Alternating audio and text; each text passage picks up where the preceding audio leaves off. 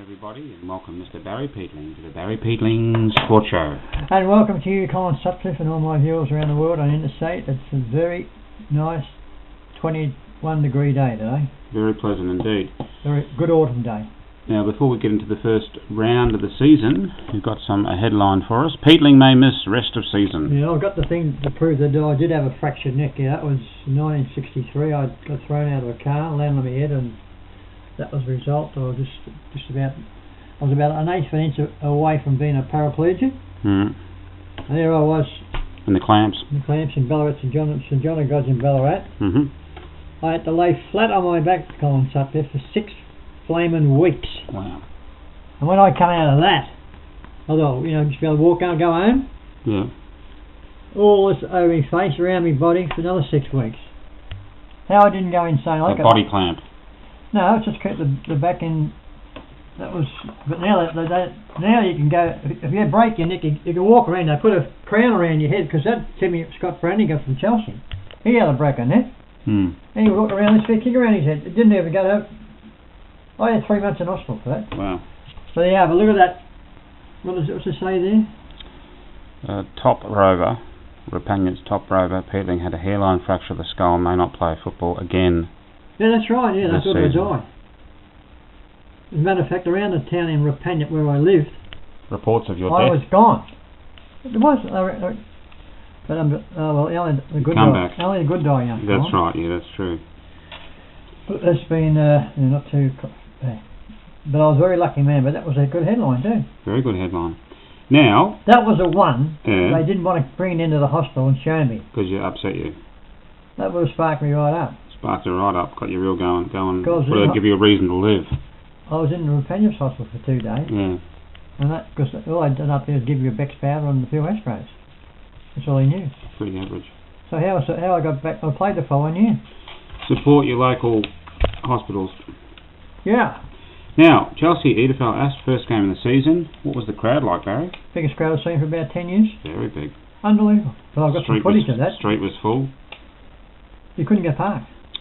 There was a lot of people. The word had gone around. All these young men would have the same haircut.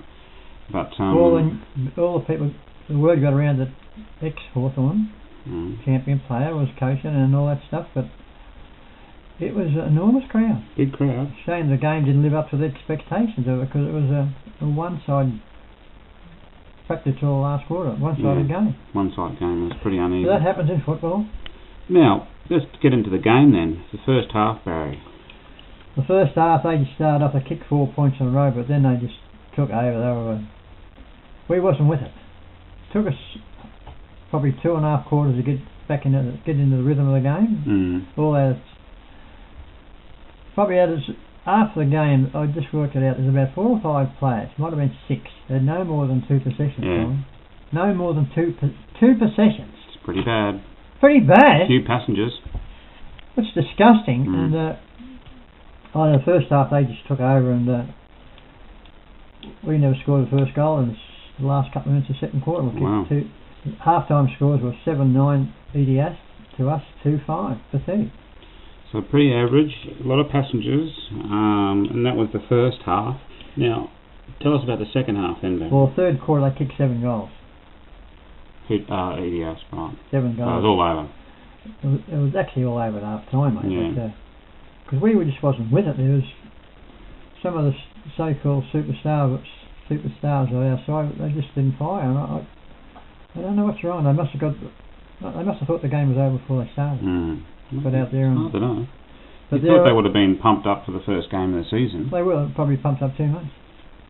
But they're a very, very classy side. Then what happened in the last quarter then, Barry? Well, the good thing about it, I was talking to Ryan Stewart. He was on the bench at the time. I said, look, if we can hold him to 1 or 2 goals this last quarter, we'll get something out the wreck. But we kicked 4 goals in the last quarter and showed a little bit more desperation. Outscored them? By 1 point, yeah. By 1 point, okay. Well, at least they had a win, and it shows a bit of fitness. Well, they didn't stop. I mean, they must have sort of woke up and said, oh, we got to start trying to get the ball and sort of deliver the ball properly. And so was it a case of they were just too good, or they're a very good side. Or we... They've got about 4 or 5 big fellas that can run around, take the mark, I'll tell you about some of these names. I've never seen them before, so they must be new recruits. But I'll give you the final score. Yep. Edi Asp 17-12 to 9-12. So it wasn't a complete. No, it wasn't. It could have. I thought. I said to Snake, and I was standing alongside you. I said this could be a 15-20. Just before half time, I said this could be a 15 to 20 goal wipeout here. Yeah. But they did have a bit of a go in the last quarter. Good. Which is some sort of constellation for a consolation prize. Not constellation. Consolation. Yeah.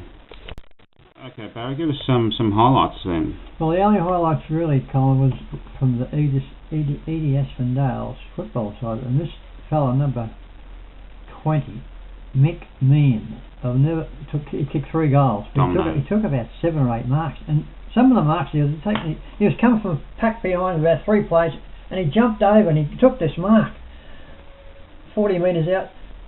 If it was a freak mark, he took about 7 or 8 of them. And the other fellow, Josh Rover, 27, he kicked 3 goals, but the other, what's their numbers? 1.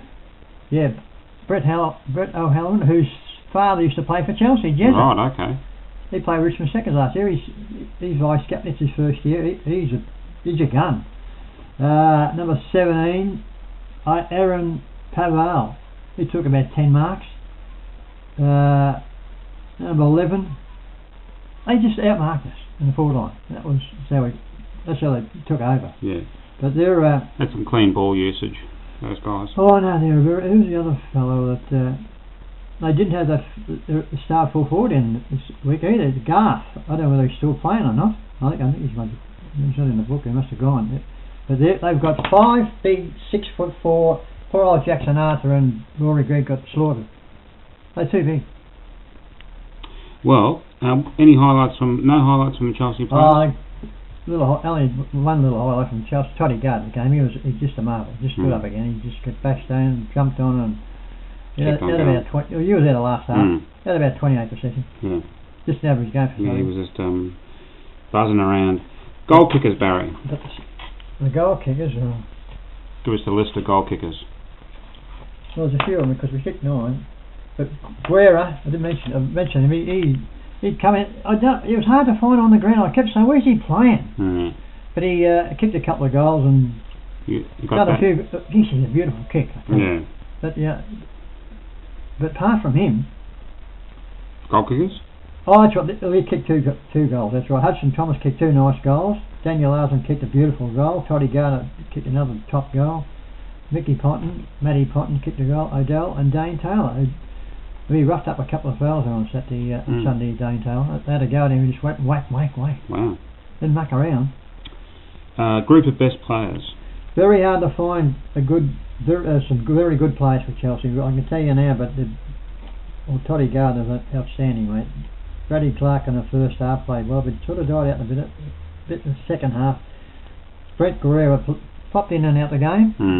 Wasn't dynamic, I think, but he can do better, Brent, I think. Yeah, okay, there's a message. I think you want to start on the ball, stay on the ball, mate. You got the class, and Daniel Larson played alright, and Dane Taylor played alright, but as I said before, 4 or 5, might have been 6 players. I'd like to have 2 positions. Votes. 1 vote. 1 vote to Brent Guerrero. Very good. 2 votes to Bradley Clark. And 3 votes. And 3 votes to the little champ Toddy Gardner. He is a fair nickum little marvel, I'm telling you now. If he wouldn't have been playing, we would have been beaten by 20 goals. Well, there you go. Little star. Next week, Barry, what's happening next week? Franks to ICW down there. Oh, that'd be a tough one. And Mount Eliza beat them by 10 goals last week. Oh, that's interesting. Maybe. That is interesting, yeah. Yeah, maybe Frankston are not as powerhouse as they used to be. We always struggle against Frankston, don't we? I don't think we've beat Frankston ICW for about 8 years. Yeah. Well, may have a chance after this sort of bit of soul searching down there, maybe. Well, you just never know. These gun players I've got this year, all these new so-called new recruits, that they've got to start getting up the fight, standing up and putting in, mate, because that'll be a good test for them next week anyway. And the following week we got 4 games at home after that. Oh, that's good, isn't it?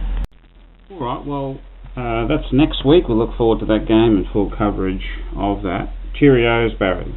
Cheerios. the PH and Shandy and Carlos. I think they had a mini monsoon up there last week. How's it going up there? Blackout, PH, we have a right? blackout. Blackouts? No, this is Philippines. No, that's the Philippines. They don't get blackouts. It always rains up in Queensland. So what's going on, PH? Tigers got beaten weak as water. Slack. Don't know what's going on down there. Question mark. Well, who do they play next week? Who's Tigers play next week? I'm not sure, but as you give your rest of your Cheerios, I'll find out for you. Tigers. So, how's it going, Jerry? As PH's curtains still going? They're still hanging up. I hope they are. Still hanging. Brand new curtains. Of course, they'll be still hanging. Yeah. Brisbane Lions. Brisbane Lions. Up at the G. Back in Melbourne. Up at Gabba, sorry. Oh, we always beat them up there. Yeah, should be a good one. So, yeah, what's going on, Jerry? Everything going all right up to Cairns, is it? Pretty good. Gets around a bit, Jerry. I hope you're looking after PH. And all Annie and Carla were talking about blackouts. Only 2 blackouts. What's today? I thought you meant to tell me when they don't have a blackout. That'd be easier. Yeah, I should, yeah. Last Thursday and Friday afternoon. Yeah, right. 14 hours. You'd go berserk if they had a blackout like that. We had a blackout, we had a power thing for half an hour about 3 weeks ago. Foaming at the mouth. And nearly had 300. Banging your head against the wall. And they have 2 days. Shouldn't last, should I? You should get like one of those push bikes so you can actually make your own electricity. You need a solar panel. Might do that. In case it does. Yeah, Annie and Carla and they mentioned last week they have a 3-month holiday at school, universities, primary schools, 3 months. Wow. It's amazing, isn't it? What do they have 3 months for? Don't know.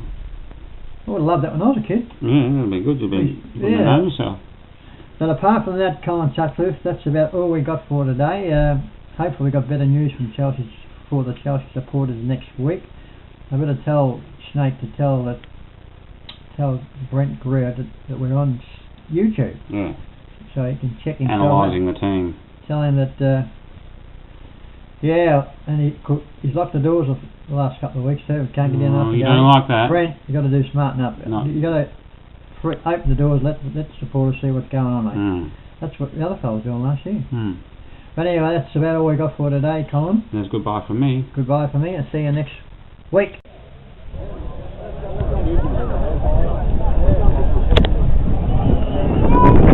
It's a crowd here today. It's a big crowd at Chelsea football ground here today. Chelsea's getting annihilated. Remember, we need 9 goals to win the last quarter. But there's a crowd here, unbelievable. Biggest crowd I've seen in Chelsea the last 10 years. Yeah, we're getting thrashed. Have a look at the people there. We just got stuck into a minute ago, giving a bit of a rev up, but I need more than a rev. The wind's picked up a bit in the last quarter, so we can win the last quarter. There might be something out the wreck. Okay, you've got the license. As soon as you get it, just fucking go. Get it going forward. We've got the breeze. Kick it long. Put it in our half of the ground. Don't give them any opportunities to turn the footy over. Hutto's up there. You're fucking taking some good marks, mate. Good, Hutto. Let's get it down to him. Okay. But most importantly, let's win that fucking hard ball. Move it quick. Like I said before, the reserves played well. Who's going to put their fucking hand up to say they're playing next week? Every single one of us. Okay, let's go.